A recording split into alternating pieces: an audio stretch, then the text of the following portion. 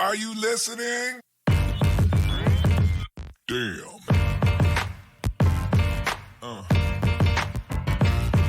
Yeah.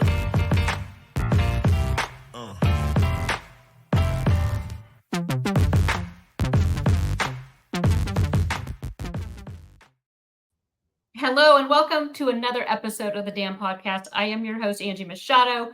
Joined with me this week is Boice, major contributor extraordinaire. We're missing Jake Hedberg, who is tending to a family emergency right now. So our thoughts are with Jake as he's with his family at home tonight. Hi, we had a little technical difficulties. We're doing this a little different. We're not live. We will have no comments going live, but this will be uploaded onto YouTube so everybody can watch it. Because I think this week was super important. We're going to talk about Nevada and the things that went right and the things that went wrong. And there was plenty of both.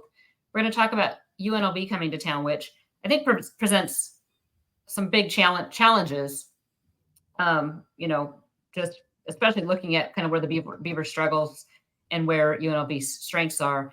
And we want to talk about the injuries that have been mounting. I did a story Sunday. I started kind of digging in and kind of looking at what was going on, and it was eye-opening how many injuries that Oregon State has suffered. So, Ty, just first of all, how are you? Since we had a little craziness, you're in your car because good. Wi-Fi cut out. Hey, listen, this is what you get, Beaver Blitz. If you Right. you get some people very dedicated to speak to you and to answer your questions. And although it wasn't ideal today, and Jake's not here, man, go Beavs, go Beaver Blitz. This is great to be here. Yeah, we got it was a little flustered. So like I said, we aren't going live, and I know there were some comments about maybe you guys should never go live, and just a few little technical difficulties. And then I think we're all a little frazzled without Jake here too, because Jake kind of makes this thing all go. They all say I make the thing go, but I think Jake's kind of the glue that keeps it all together. I feel like you guys are pretty great in tandem. You guys are both pretty important. Well, I'm glad you could join us because you always have some great insights as well. So let's talk Nevada. Beavs drop a heartbreaker. What are your 10,000 foot level thoughts on that game? I think you look at a lot of really smart people, yourself included, that looked at this game and was like, this is, I think I used the word spooky, but like it was a scary game for good reason. And you called it last podcast that this game shouldn't be looked at as an easy game. Yeah. And I don't know. I mean, I think that if you really want to zoom out and do the bird's eye view, the 10,000 feet level look at this is, I think we got the right man for the job. I think we got the right staff for the job. And again, and it might be so annoying, and I feel you, Beaver fans, I'm with you. I think this is a process, and I think we're in the midst of that. We're feeling that step-by-step feeling of this process. And I think this game is part of that. And I think that you ran into a really motivated team. There was a tough matchup during a time when we were seeing a lot of adversity. And I know we're going to talk about it with injuries and everything. And I don't know, I'm going to circle back around to this, but my big thing is just like, don't give up, Beaver Nation, because this is as big a time as any to, lean in, lay in, support the Beavs, especially next week at home, homecoming against UNLV, but Nevada. Yeah, that's a tough matchup. I think they got a good coach. I think they got a good program. I think they're bought in. I think they're at home. I think they're motivated. And I think they exploited a team that was pretty banged up. Yeah, I agree. Now, and it wasn't just the defense. I mean, the defense has been getting a lot of the brunt as they should with the run defense, but turnovers were also super costly. There were 4 total turnovers by Giovanni McCoy. 2 one came at the very end on his Hail Mary. One was a pick six though. And the Wolfpack did score 14 points off of those turnovers. Super costly. Sure. And a killer one was that first one too. That first one where the pop-up ball to Caulfield, which depending how you looked at it, he didn't have a lot with that play. But that was killer, man. And that's not a course. It takes so many moving parts to complete a pass. And I don't think that's all on Vonnie. I think anytime you have a stat line, there's 4 picks, that's not a good look. Yeah. But I don't know that that was indicative of his play, because I don't know how many times we've asked the guy to throw the ball 40 times, you know? Yeah. Yeah. I mean, that was a totally different, that was the other thing. It was the question of was Vonnie even 100% healthy? Because we didn't see any of that, the option or some of him more the open running lanes. Very interesting. I mean, just an interesting. I think too, if you look at halfway through the season, you're going to see most guys, even if they're playing, are a little banged up. That's just the reality. I know some of the guys on defense that were playing not 100%. So there's a lot of that too. So positives. So you did talk about, so Beaver Nation, I think, is so focused on losing to Nevada. What I've seen is the national media seems to be giving Nevada praise and not focusing on bashing Oregon State. So I think that if you're going to look at a positive is that. I do think, though, it's super important to talk injuries. And I get it. I have seen so many people. I thought this story or this deep dive was something important that needed to be shared. So we put it out on Facebook and Twitter and kind of the masses to see it, because I was kind of blown away. But especially defensively, Ty, I went back to our fall camp two deeps, the guys that were running on the two deep. Oregon State was missing 17 defensive players that were expected to be in the two deep come season. 17 out of 22. So I get the complaints that, oh, well, don't make excuses. Injuries happen to everybody. They do. But rarely do you see a team with 17 of your two deep not playing. Absolutely. And I don't think that you can. I think that, I was talking to my brother, Coach Brandon Boice. He's played there. He was a GA there at Oregon State. I've mentioned him several times on the podcast. I'm a big fan of the guy. I respect him a lot, what he has to say about the game. And he said something that was really like, it almost seems oversimplified, but it was obvious. And that stopping the run is a culture. And it doesn't happen overnight. And if you look at even before those 17 in the two deep were hurt, you look at who you lost last year. You lost Joe Golden. You lost James Rawls. You lost Isaac Hodgins. You lost who else? There's more. Chatfield. You lost Mascarenas. Sandberg, was that was last year? Yeah. Those are guys that have been in the program and been in the defensive system, and a good defensive system, which there is a new coordinator. And I don't think it is fair to judge Coach Hayward based on these games purely in that if I'm running a relay and a couple guys are dinged up, there's no way to coach through that, man. Yeah. As my brother said, he said, there's no way to cute or scheme through that. Stopping the run is a culture and a toughness thing, and it's built over time. And of course, depth plays a factor. But also, you look at the middle linebacker. I mean, these guys, we're talking about them like there's some kind of, like, to coin a phrase, as a former coach Brendan once said, a grizzled vet, and I think I brought that up a couple times. These guys, Chisholm and Melvin Jr., like, these guys aren't grizzled vets. Yeah.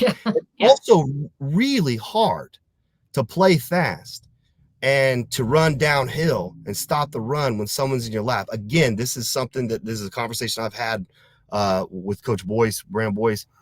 And the thing is not to make an excuse, man, because I feel our frustration. I felt that way. Yeah. It was frustrating. I looked at the stat line at one point in time, and they were averaging, I think, 10.5 yards a carry. You tell me how that's a scheme thing necessarily, and I have a lot of respect for Coach Hayward, Well, yeah, because the Lodge and Beaver fans in general are, Coach Bray needs to take back over the defense. It is Coach Bray's defense. They're still running Coach Bray's defense. It's inexperience. It's youth. It's, Oregon State is basically fielding the scout team right now to go against everybody else's first and second teamers. Yeah. It's a lot. I think if you retain Sione Lolahela that went to Florida State, I still think this is a group that's going to go through growing pains. You know what I mean? Yeah. And think about that though, Ty. I think, okay, even if Easton, Lolohea, and Akili Arnold stayed, so there you have a D-line, a linebacker, and a safety, there's still going to be a lot of new faces on that, especially up in the front seven. A ton. And I think it's common knowledge. It's not something I came up with. It takes JC guys usually a year It's usually they show up and do their best work. They really develop that craft in their second year. Yeah. And we've got a lot of that. We got a lot of new transfers and JUCO guys. You know what I mean? So again, there's no moral victories, but I'm going to keep saying this. It's going to be my mantra through however much time we do this evening, that this is the time to root harder. This is the time to show up. This is the time to invest in the NIL and the school we all care about. And I know that there's people that invest a great deal more of their time and money than I do. I'm a small business owner. I give what I can. But I mean, I feel your frustration and I feel like it's warranted. But man, let's show up for UNLV. And tell you what, it might even get a little bit worse before it gets better. Yeah, it's going to be bumpy. It's going to be a bumpy 6 games. Yeah. And but, I don't think that this Nevada game is going to define us. I really don't. And if it does, okay. You know what I mean? Ultimately, I'm a fan, yeah. But so, I'm not a guru, you know what I mean? But like, I don't think that this game is going to define us ultimately. And I feel like, man, this is the time to invest and to show up and to yell loud and to stand, Yeah. And this UNLV game this weekend, a 7:00 homecoming game. We haven't seen a night game yet at Research, like a true night game. So it could be rowdy, and it should be rowdy. Like you said, it's a night game at Research Stadium. Yeah. Homecoming, where we've lost. Yes. We've lost 3 games in how many years? And 2 of those games were to 2 top 10 teams. Or no, all 3 are close USC, to, like, on the bubble. Oregon and Washington. Yeah. This is a special place. This is a special fan base. And I don't think that you can get caught up that we lost the game to University of Nevada, Reno. Okay. You show me one more team. People lose. That's gone through. Yeah. Yeah. And people lose. Oregon State has. Correct. And people lose to people with inferior rosters all the time. And again, this is no moral victories. It's not an excuse, but it happens. Now's the time we take a great deal of pride in our school and we show up, Yeah, I agree. So another thing, that I know we were going to talk a little bit about, but what's your thought to, like, because I know they moved Andy Alfieri from tight end over to D end. That's how desperate they are for bodies to play defensive line. You're moving offensive guys.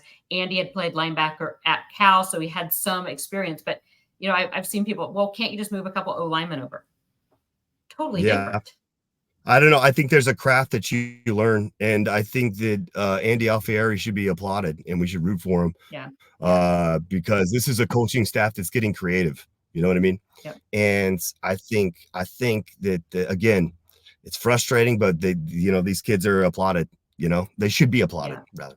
Yeah, because that was the one thing, we didn't see them quit against Nevada. Yeah. They didn't give up. They kept fighting. And I think I said this last week. They're not playing fast defensively. Some of that comes with thinking and not inexperience. And another part of it comes when things aren't. Everything is a system. It's like Mr. Jermaine Gray said in the lodge. It's a team game. It's the ultimate team game. So if the guys up front are missing a read, then you have the guys in the linebacker or the safeties and the DBs that are having to try to make up for those discrepancies, and then it makes them look even more out of place because they're trying to fill in for other people. So we keep hearing that. We've heard it all fall about. Melvin Jordan is the big one for saying we just have to do our job. There's 11 of us and we each have to do our job, but one guy doesn't do their job properly and the whole thing's messed up, or you have guys trying to overcompensate. And so, like I said, it's going to get bumpy. I don't, but what you said too, it's time to lean into that adversity, be there for these young men and cheer them on, because what else? You have no other option unless you're going to, abandon ship. Sure. UNLV, go ahead. No, I mean, I think you're absolutely right. If you're playing a game of hot potato and suddenly you decide you're not having any complex carbs and you drop that potato, then there's nothing. The game suffers. Game's over. Yeah. Game's over. You know what I mean? And even then, I don't even know, as frustrating as it may be, sometimes when you drop that hypothetical figurative potato, it maybe not because of selfishness. You know what I mean? We're asking a lot of a new roster, and a new coaching staff. It's a lot. I mean, just to jump track real quick. I mean, I think it's got to be applauded. Coach Gunderson Brandon and I were talking, and we're talking about just the creativity in the run game. Yeah. I mean, like that should be applauded. I mean, this offense is, I think, exceeded expectations. For me. So Ty, go back to August. We kept saying that the defense was going to support the team until the offense got its legs under it. It's been opposite. I was actually telling Brandon, I was like, I can't wait to go through another spring and fall and just have that ability to compare and juxtapose like what that's like, just because we didn't have that. Yeah. There were so many new faces. Yeah. And I don't know what that's like as far as being someone new, helping out and, working with Beaver Blitz is like, how do you tell? Is that a win for the defensive line? Is that a win for the offensive line, the pass rush? You know what I mean? Running backs are finding holes early, or they're stymied. You know what I mean? Like, I just think it's a process, and I don't know. I think that's where I'm settling in. And I've seen some of that in the lodge too. A lot of people have brought up injuries, like you talked about. You said 17 from the 2 deep, and people have also been like, because we always want to, and naturally so, we want to question personnel or coaching or leadership. And Brandon brought up something really great, because I was like, man, I've never gone through that. And he goes, man, it's really hard to strengthen an ACL. You know what I mean? Yeah. It's really hard to strengthen ACL. And so, he said, like anybody in the off season, not to jump ahead because we still have half the season to go. He said, you're going to self-scout. Like, you're going to look at things that you can do better. And I trust this staff to get cares more than anybody. I mean, these are largely alumni. You know what I mean? Yeah. So I think they're going to self-scout. Everybody's jumping, right? And everybody, I mean, that was a question of Coach Bray yesterday was, are you working harder? Are you tackling more in practice? And because a lot of these injuries have been non-contact knee injuries. So, Coach Bray's like, no, in fact, I'd say we're less. And, people have pointed to strength and conditioning staff. This was the associate head coach for strength and conditioning under Mike McDonald. Same system. It's just been a bad strength. So when we say 17, I just wanted to make a note of this. That's 17 on the 2 deep on defense only. There's also been the losses of 3 projected starters on the offensive line. And then Jemai East is out, and we don't know how long Jam's been. We've heard rumors, but So there's Jam's dinged, and also you got Clemens literally working his way back in. I mean, after a significant injury, I mean, he's getting back into practice / playing shape. You know what I mean? Yeah. And I don't know. I mean, maybe I doubt it's negligence. I doubt it's negligence on the strength and conditioning staff. I will be interesting as I get to be more experienced in covering Oregon State football, and being like, okay, well, maybe comparatively we learned this, that they're doing this differently, but I don't know. Right now, it sucks, but I'm all in. No, it is, and that's it. It's been crazy. So this week, I'm hoping we see Zakiya Saiz back. I'm hoping we see Tavita Pome back. Thomas Collins might be a couple weeks out, but I haven't heard anything definitive. So maybe he's probably day-to-day as well. So those are 3 that I'm going to be watching. And a lot of these guys, I mean, Jaden Robinson, we haven't heard what's going on there. So there's some guys that we don't know. So we would just put those in the day-to-day camp as well. So yeah, and I sound like a broken record, but for the guys like Josh Gray, for the guys like Jaden Robinson, man, let's continue to stand up and shout for them. Yeah. And if you haven't, head over to Beaver Blitz, because we have video.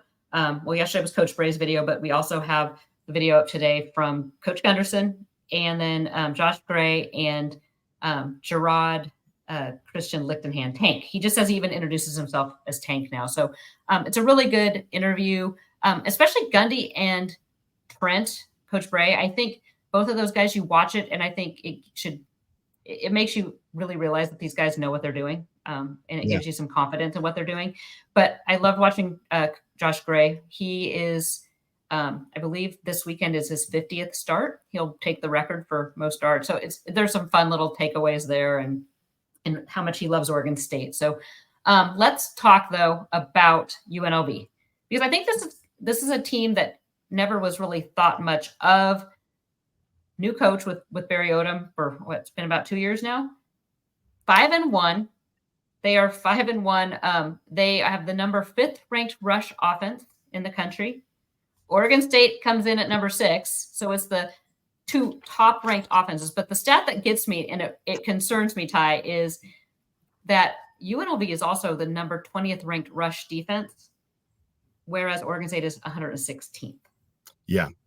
No, I looked at that too. And some quality against some quality opponents too, you know. Yeah. Yeah. And they put up points. I mean, so just for our listeners, they have wins over Houston where they won 27-7. Utah Tech was a blowout 72-14. They beat Kansas 23-20. That was kind of a late game, or a late come from behind win. Fresno, they beat 59-14. Utah State 50-34. Their lone loss was a 41-44 overtime loss to Syracuse. So yeah, which Syracuse is you know what? I always mix them up with Illinois. Maybe because they're both orange. Orange and the orange men. Yeah, orange and blue and Big Ten teams. Yeah. I know Illinois is playing pretty good football. Yeah, it's a good football team. Yeah, they're tough. I mean, they are hard nosed. We played better. We played better at Reser, but that's the kind of thing where it's futile comparison. You know what I mean? But yeah, that's a good football team. I look at, asking you what the Rebels' strengths are on offense. Well, it's running the ball, especially their quarterback. He's their leading rusher, but their strengths on defense is stopping the run. So, looking at Oregon State's strength is running the ball. It's going to be a tough one. It's going to be tough sled, and I think UNLV is a 7-point favorite right now,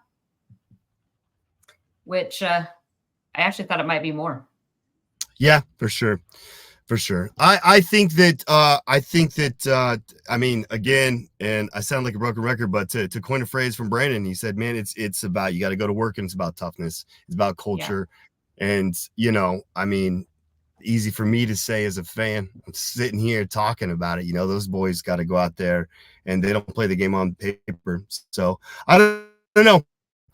I think this is a compelling matchup in that it's at Reser Stadium. And I think that means something. I mean, that means something. I think this is a proud program. So, I don't really know. On paper, it doesn't look great. Yeah, on paper, it doesn't look great. But that's why they play the game. I mean, how many times has SC come to town? And yep. So it'll be interesting. Exactly. So what do the Beavs need to do for victory? I think it's very similar to what we kind of all talked about, and we all kind of said communally, is that don't turn it over, do your best to stop the run, be opportunistic. I don't know. I have a lot of faith in this Gunderson offense. Like you said, Vonnie's more or less banged up, so I think that's a factor. But I don't know. I've felt like I've seen this offense do different things every week while still continuing to build off an identity, and that's pretty exciting. I mean, I think at times we kind of ran our hands about the Lindgren offense, and not to put down Coach Lindgren, but I'm excited about what Coach is doing. He's adding. Yeah, I mean, and we've talked about it before, but it still feels like that we're just scratching the surface with the offense. Absolutely. Did we lose Absolutely. Ty again? Did you lose me? I might have to go too. I'm sorry, Angie. I may have to go. Nope. Did I lose you? Oh, good. No, I think we're good. Well, I don't have too much longer. Okay. Nope, that's good, because I'm looking through the damn questions, and we can just, some of these we've kind of addressed. I've seen Ben Eshelman kind of wanting to know what the plan is, and it's not FBS level defense. And, well, we've kind of addressed the injury bug. Some of these, though, we are going to, we'll table for next week. But I do want to ask you, since we did talk about the fact that JUCOs take maybe, a year to get acclimated to the system, how, recruiting wise, do you think the Beavs go more portal heavy, or do you think they go JUCO heavy, or a little bit of both? I think it's a real basis in what kind of role players you need. I think that not to look ahead to next year, but I think that you have palpable needs on like both line of scrimmage, both sides of the line of scrimmage. So, I mean, because I think you are graduating some dudes on the offensive line, which tip of the cap to those guys, Lichtenhand, of course, to the icon that is Josh Gray, to Grant Stark. So I think you're going to have to replace that. I hope we get some guys healthy because I like the youth on the offensive line too that is dinged up. But yeah, I think that you're going to have to build some quality depth, and you're hoping that you're getting those guys in spring too. Very true. So that'll be definitely, we're deep diving. There'll be some official visitors this week. Jake will be diving into, I have a few more the following week for San Jose State. Those are more preps, but Oregon State is definitely looking at the JUCO ranks, and the portal is going to open up. Right now there's nobody in the portal will open up as the season goes on. So definitely guys jumping in there. And to be quite honest, Oregon State's going to lose guys to the portal as well. Yeah. So it's just kind of the way it goes. Yeah. Well, we can help out. Cream cheeses. Show up. Let's go, dude. Show up Saturday. Ty will be there. I will be there. Jake will be there. Thank you for bearing with us. If you missed the live version, we might hopefully be back next week with a live episode. But until then, stick with Beaver Blitz. He's Ty Boice. I'm Angie Machado, and we'll be back next week with another episode of the Damn Podcast.